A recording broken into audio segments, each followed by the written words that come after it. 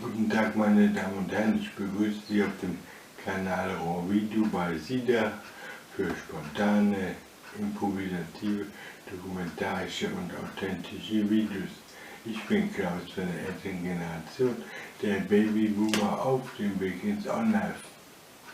Wir haben jetzt 14:30 Uhr, 14:35 Uhr gleich und heute ist der 6.9.2019. Das zweite Wort heute des Tages, das Wort am Nachmittag sozusagen. Und ja, ich möchte jetzt ein bisschen resonieren über das, was in den letzten Tagen so passiert ist. Also gestern habe ich also Videos gemacht, 9 Stück, sehr viele. Einige waren sehr miserabel. Zum Beispiel meine Medienvideos sehr schlecht geworden, weil ich die Materie einfach noch nicht gut drauf habe. Ich möchte jetzt noch ein zweites Versuch machen zum Thema Mediennutzung und Medienkompetenz. Ja, also Mediennutzung steht ja heute hoch im Kurs. Der durchschnittliche Verbrauch für Medien liegt so bei 8 bis 10 Stunden, nach oben eher mehr, nach unten bei einigen auch weniger. Da fällt so der Medienmix ist eher wichtiger. Die Jugend steht mehr auf Internet, die Älteren mehr auf Fernsehen und Radio. Und wenn man so bei sich selber mal so überlegt, wie viele Stunden das Radio läuft, wie viele Stunden das Fernsehen läuft, wie viele Stunden man am Computer sitzt und vor Spielkonsolen, wie viele Stunden man Zeitung liest oder wie viele Stunden man Bücher liest und die Zeiten dann addiert, dann kommt da schon einiges zusammen. Dann sind sie dann schon bei 10 Stunden am Tag oder so. Das ist keine Seltenheit. Und das auch im Durchschnitt. In Amerika, glaube ich, haben wir jetzt 8, 9 und 10 Stunden, habe ich gelesen. Ja. Die Frage ist, warum hat diese Mediennutzung einen derartigen Auftrieb? Warum sind wir alle so verrückt nach Medien? Ich auch. Also bei mir ist natürlich in erster Linie Filme und Fernsehen gewesen. Dann kam der Computer hinzu, mittlerweile ist Fernseher out, dafür haben wir Streamingdienste und ja, Zeitungen werden überhaupt nicht mehr gelesen und der Radio auch nicht mehr gehört. Auch keine Musik hier. Also von daher hat sich der Medienmix hier schon verändert. Ja, als Grund wird in der Literatur angegeben, die Bedürfnisse. Und zwar wird behauptet, ich hätte ein Bedürfnis nach Realitätserklärung und ich hätte ein Bedürfnis nach Dissonanzreduktion und ich hätte ein Bedürfnis nach Spielen und nach Identitätsfindung. Das wird in der Literatur als Bedürfnisse für meine Person angegeben. Von der einen Person und eine andere Person, die behauptet dann, dass ich ein Bedürfnis hätte nach Sinneserregung und nach Aktion. Ich hätte ein Bedürfnis nach Sinneserregung und Aktion.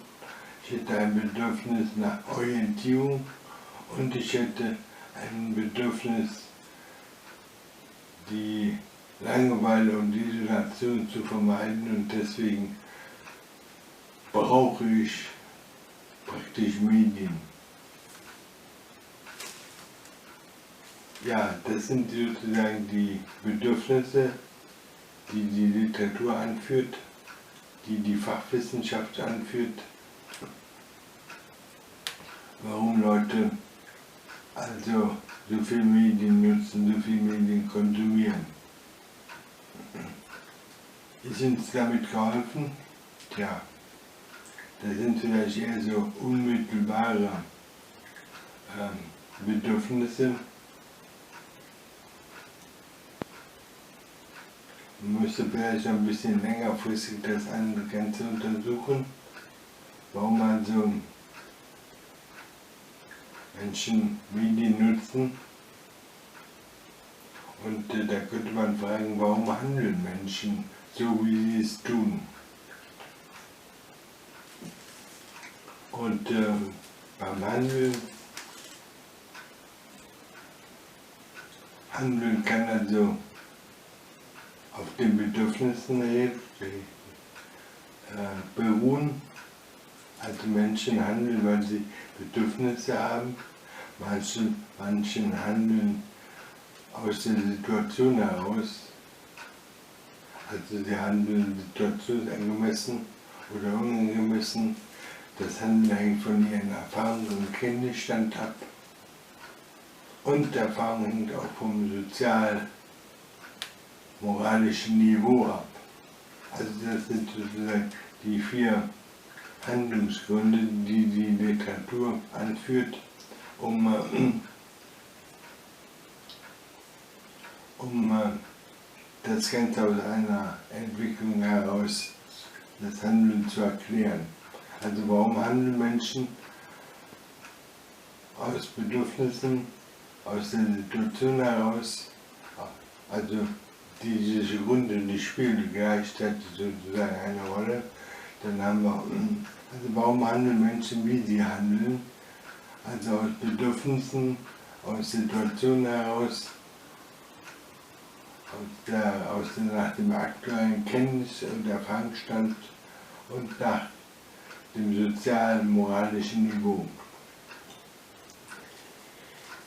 Also müssen wir das mal das intellektuelle Niveau, das in bestimmten Stufen sich manifestiert, mal besprechen. Also Stufe 1 fixiertes Denken, Stufe 2 isolierendes Denken, Stufe Nummer 3 ist ein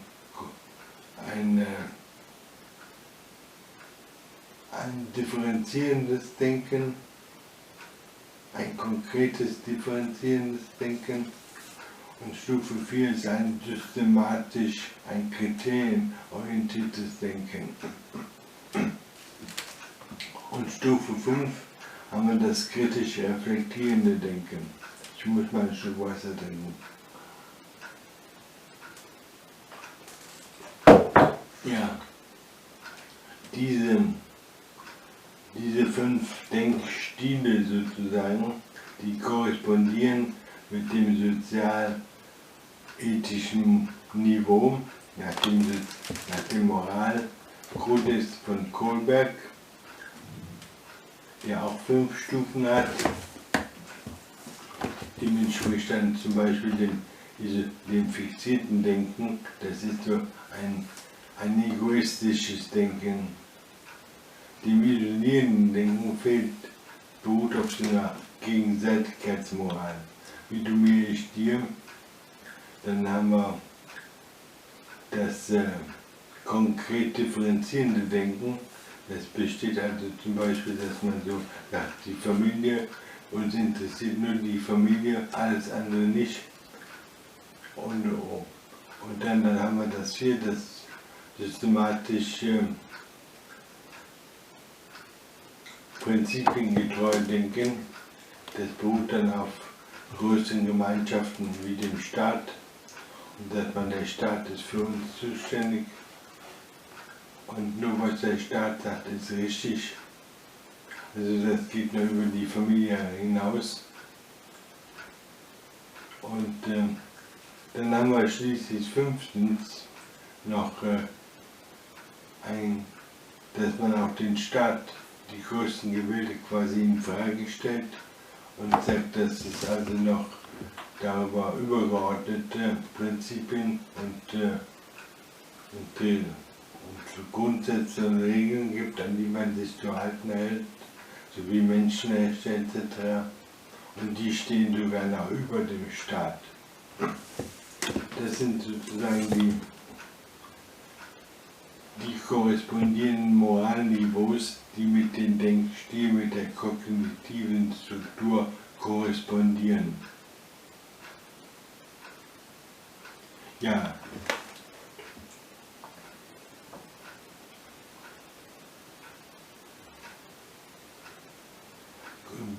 Medienkompetenz beruht also auf 4 Säulen, nach Backe. Das beruht auf der Medienkompetenz, das beruht auf der Medienkunde, das beruht auf der Mediengestaltung und auf der Mediennutzung. Die Medienkritik zum Beispiel, die soll also analytisch und ethisch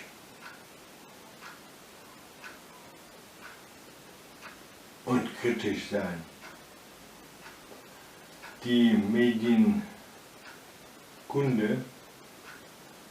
soll also informierend und qualifikatorisch sein.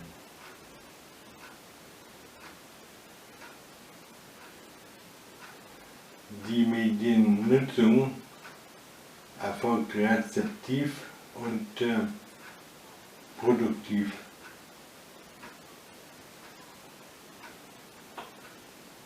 Rezeptiv und integrativ, so genau, so muss es sein.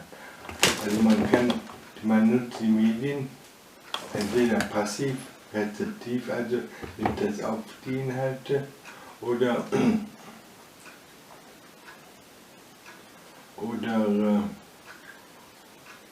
die wirken auf den Medienmacher zurück.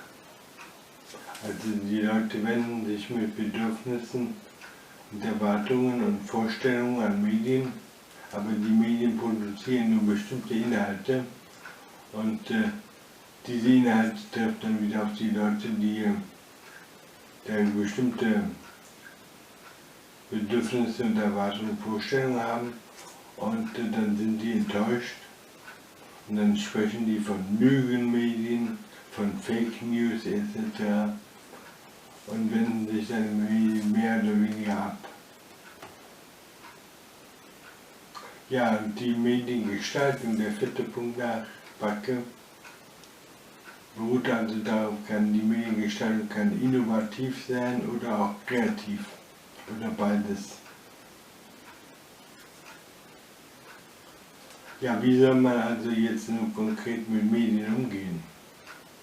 Also Medien beeinflussen uns, und zwar ganz gravierend, nach der Sozialisation vielleicht überhaupt die stärkste Einheit, die auf uns einwirkt, weil wir der ja pausenlos tagtäglich ausgesetzt sind, pausenlos berieselt und bequatscht werden, und von daher hat diese,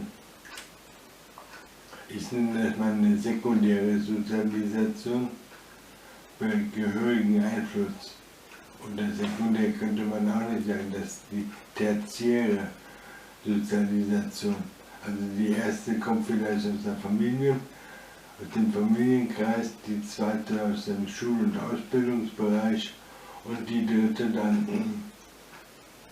durch die Medien verursacht oder Bücher, genau.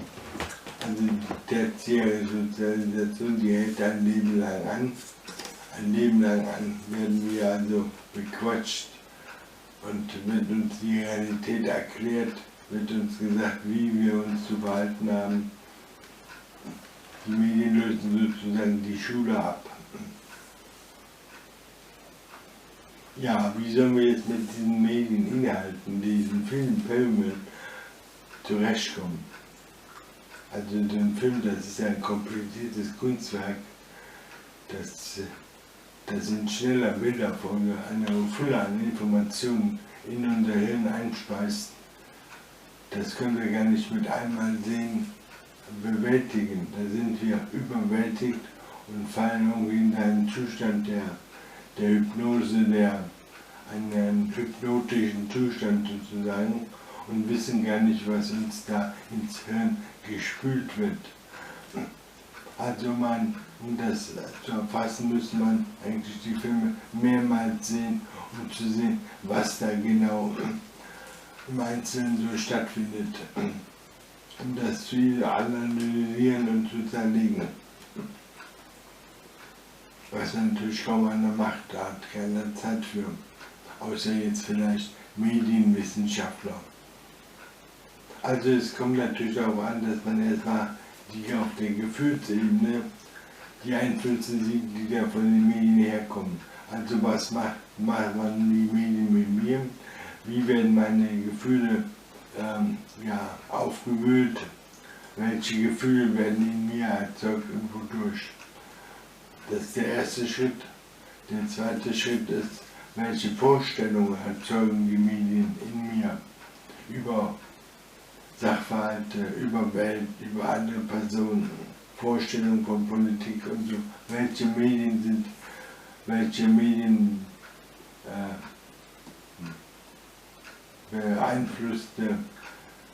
medienbeeinflusste Vorstellungen werden in mir durch das Medium erzeugt. Das ist der zweite Punkt. Der dritte Punkt ist die Verhaltens- und Wertorientierungen. Welche Verhaltens- und Wertorientierungen, welche medial verursachte Medien- und Verhaltensorientierungen werden in mir erzeugt? Wird der Film propagiert und wie kann ich das überprüfen? Wie gehe ich damit um? Also zum Beispiel die Vorstellungen, die da geäußert werden, medial, die kann ich ja in der Realität vielleicht überprüfen. Also da wird dann über, zum Beispiel denken wir an die Doku-Serie, da werden über bestimmte Minderheiten, Hartz-IV-Empfänger, Ausländer etc., werden da Vorurteile produziert und die kann man dann selber überprüfen oder auch nicht. Da werden sozusagen die Zerrbilder auf den Boden der Realität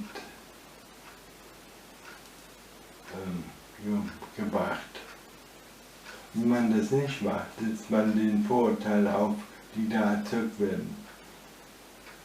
Man muss also quasi diese Sachen auf die Realität beziehen. Und bei den Wert- und Verhaltensweisen muss man fragen, quasi, wie sie begründet sind, wie sie sich rechtfertigen. Und das kann man dann diskutieren, diese Rechtfertigungen, und damit quasi auch denen den Boden entziehen, dass sie also so unbemerkt im Gehirn weiterwirken und man die nachher sogar noch übernimmt. Und der vierte Punkt ist dann, dass das soziale Zusammenleben auch durch Medieneinflüsse beeinflusst wird. Wenn also dein Nachbar irgendwie eine andere Hautfarbe hat und die bringen jeden Tag dann im Fernsehen oder im Radio oder in den Medien da so Berichte, die negativ die Leute beleumunden, dann muss man sich nicht wundern, wenn das eigene Verhalten sich verändert. Ja, das mal so zum Thema Mediennutzung und Medienkompetenz. Da gibt es natürlich auch vieles auf der Gestaltungsebene, dass man versucht, die Gestaltungselemente zu isolieren. Aber so weit bin ich selber noch nicht, dass ich das kann. Ich habe schon Mühe, jetzt hier die emotionalen Einflüsse zu isolieren, die Verhaltensorientierungen festzumachen, welche Verhaltensorientierungen werden medial da beeinflusst und wirken auf mich ein. Was übernehme ich, was übernehme ich nicht? Und welche Verhaltensorientierungen und Wertorientierungen werden mir da so vermittelt? Damit bin ich schon voll auch beschäftigt. Und wenn ich dann noch die sozialen Auswirkungen dieser Geschichten dann noch berücksichtigen muss, dann habe ich alle Hände von zu tun. Also wenn ich jetzt einen Tatort sehe, 90 Minuten, dann kommt in schneller Bildfolge eine Szene nach der anderen und auch die vielen Dialoge, die da stattfinden, die muss ich also jetzt jede einzelne davon quasi isolieren, den emotionalen Gehalt herausfiltern, die Vorstellungen herausfiltern, welche Vorstellungen werden da verbreitet und worüber. Und dann muss ich die Verhaltensorientierungen, welche Verhaltensorientierungen werden vermittelt und welche Wertorientierungen werden vermittelt und wie wirkt sich das Ganze auf den sozialen Zusammenhang aus. Damit wird Fernseher anstrengend zu einer anstrengenden Lehrstunde. Damit wird der Tatort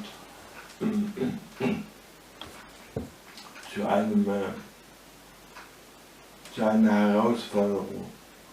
Und jeder Film, jeder Beitrag, jede Nachricht, jedes Buch, jeder Zeitungsbeitrag, alles quasi muss man auf diesen Prüfstand stellen, um quasi ein selbstbestimmtes Leben zu führen, um der Fremdbestimmung irgendwie so ein Stoppschild entgegenzuhalten und sagen, halt, stopp, du bestimmst mich nicht länger fremd und so nicht, so auf keinen Fall. Ja, das kann man ja natürlich nicht, schon gar nicht pausenlos, manchmal ist man müde und möchte sich einfach nur erholen. Also wir sind überfordert mit diesen Medien. Ich bin überfordert da oftmals. Und mir werden die ganzen Einflüsse dann so, die genannten ja ungefiltert im Hirn. Und die werden nicht gefiltert. Ja, soweit so gut. Und das war's mal von mir heute und tschüss.